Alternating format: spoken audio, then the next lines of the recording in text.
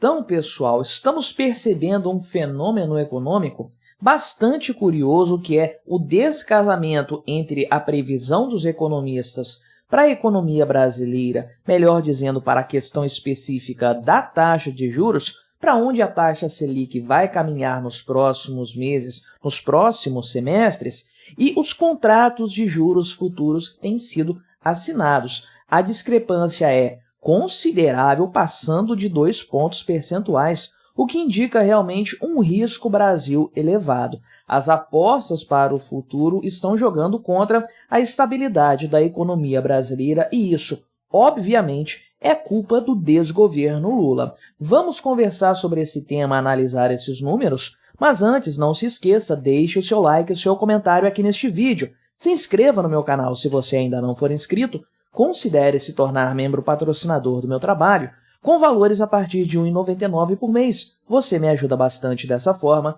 pode ter certeza disso.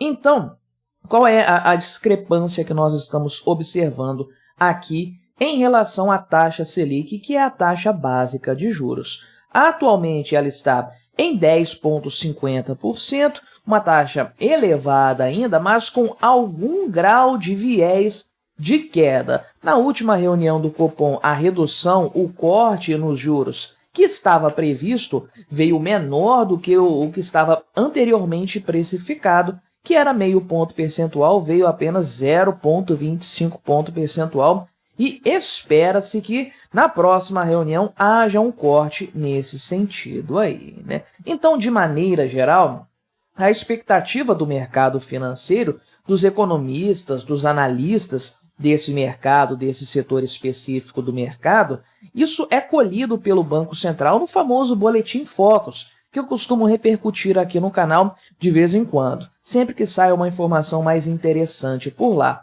E nos últimos dados do próprio Boletim Focus, nós vimos que as previsões pioraram um pouco, inclusive aquela relacionada à taxa Selic para o ano que vem, né? Só que, de forma geral, as previsões dos analistas colocam essa taxa em um dígito, né? Mais ou menos ali na mediana dos 9% em algum momento de 2025. Né?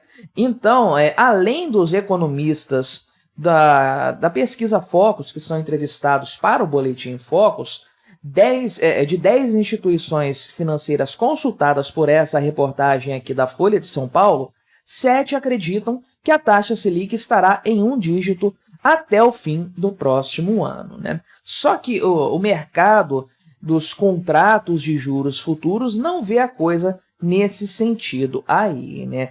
Esse mercado já chegou a apontar 8,50% de taxa Selic no próximo ano, mas esse cenário se reverteu bastante aqui, inclusive não só a questão de não estar abaixo de um dígito, aliás, abaixo de 2 dígitos. Na verdade, a previsão futura é de uma taxa de juros maior do que a que existe hoje. Não só não vai cair tanto quanto previsto, vai aumentar 0,25 ponto percentual, chegando a 10,75. Então, estamos falando aqui de uma discrepância de praticamente 2%, portanto, no que se refere à comparação com a média apurada pelo Boletim Focus. Os contratos de juros futuros, então, estão descolados da opinião dos economistas aí de forma geral, né? Então, esses contratos refletem a expectativa de quem bota dinheiro no mercado financeiro, assina esses contratos, o quanto as pessoas esperam que tenha-se de base, de juros básicos para determinado período. Então, você assina um contrato na expectativa de acertar, pelo menos ali, numa proximidade, numa margem de erro razoável, a taxa de juros para evitar ter um prejuízo muito grande, tanto por parte de quem toma os juros e aí tem que pagar mais caro isso depois, quanto por quem empresta isso e pode receber uma taxa de juros que não é muito atrativa. Então, né? O que acontece? O que leva a esse descasamento entre as expectativas dos contratantes desses contratos de juros aí e o mercado financeiro, o pessoal dos grandes bancos e tudo mais? Por que há essa discrepância? Por conta da volatilidade do ambiente econômico brasileiro aí, tanto por elementos externos quanto por elementos internos que provavelmente são os que mais pesam nessa história.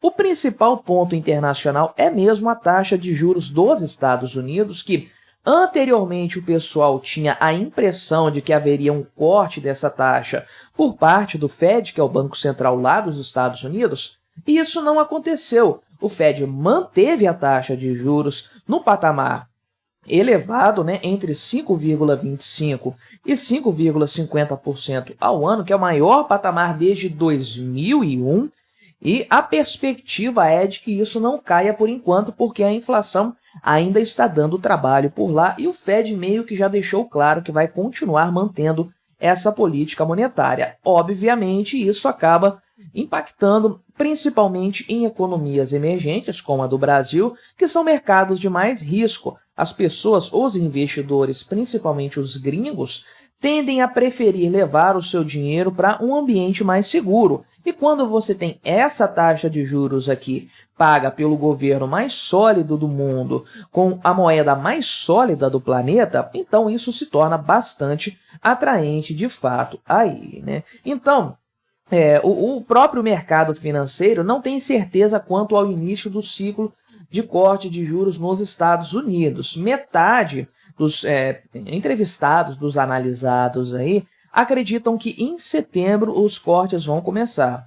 Outros acreditam que só em novembro, então lá para o final do ano, e nem se sabe qual é o tamanho desse corte ainda, e a taxa de juros vai permanecer alta, ainda que se corte, por exemplo, meio ponto percentual, que seria um corte considerável, né? Só que o grande problema mesmo está aqui no Brasil, é uma questão interna. Nós já temos visto, aqui no canal, é claro, eu trago temas econômicos desde o início do governo Lula, os problemas que estavam sendo semeados, as suas repercussões e já prevendo o que aconteceria no futuro com base nessas três loucadas iniciativas econômicas da dupla Lula e Haddad. E agora, os primeiros resultados já estão aparecendo de forma mais clara. Não tem a herança positiva do governo Bolsonaro mais, o carrego estatístico. Não, agora estamos vivendo uma economia, decorridos 1 ano e 5 meses do início desse mandato Lula 3.0, uma economia já refletindo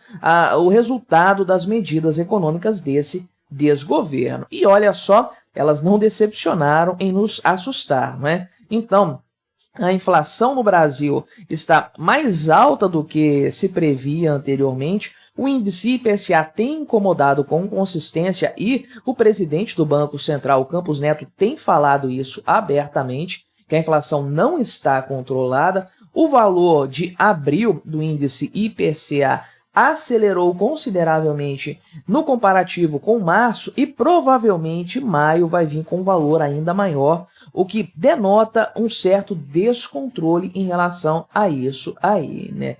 O próprio Boletim Focus já tem previsto uma inflação maior para esse ano, ainda abaixo aqui de 3,86%. Alguns analistas do mercado financeiro já cravam o IPCA na faixa dos 4%, né? Só que a verdade é que, independente desses números, a meta do Banco Central é 3%. Se hoje o mercado financeiro, em maior grau ou menor grau, está afirmando que a taxa de juros, o índice IPCA, vai ficar acima dessa meta, isso significa, na prática, que ninguém confia no Banco Central para conseguir atingir esses 3% aqui. É uma perda da credibilidade do Banco Central, que ainda não tem um homem do Lula no comando. No começo do ano que vem, a coisa vai ser ainda pior com base nisso aí, né? Então, tem alguns pontos também que são levados em consideração, taxa de desemprego, o câmbio, né? O dólar subindo de forma considerável, muito disso aí por conta do risco Brasil, especialmente no campo fiscal, porque a meta de 2025 foi piorada, ninguém acredita que 2024 a meta estabelecida vai ser alcançada, e com a situação do Rio Grande do Sul, que vai exigir do governo uma montanha de dinheiro, que vai passar ao largo da meta, a gente já sabe disso e tudo mais, Bem, todo mundo sabe qual que é o reflexo disso no cenário econômico de forma geral. Eu acho curioso que às vezes alguém fala aqui no canal, comenta, né, que a dívida pública não é feita via impressão de dinheiro, não é financiada por meio de impressão de dinheiro, porque isso é proibido no Brasil, né? Abra o gráfico M2 do real e olhe se a base monetária não está aumentando ou não. É claro que tem dinheiro sendo impresso e o mercado sabe disso, que a dívida pública, o aumento da dívida pública leva a mais dinheiro em circulação na economia, algo que, por sua vez, pressiona os preços para cima, a tal da inflação que o pessoal gosta de chamar, de classificar dessa forma aí, e essa inflação obriga o Banco Central a trabalhar com uma taxa de juros mais alta para conter esse fenômeno, conter esse cenário.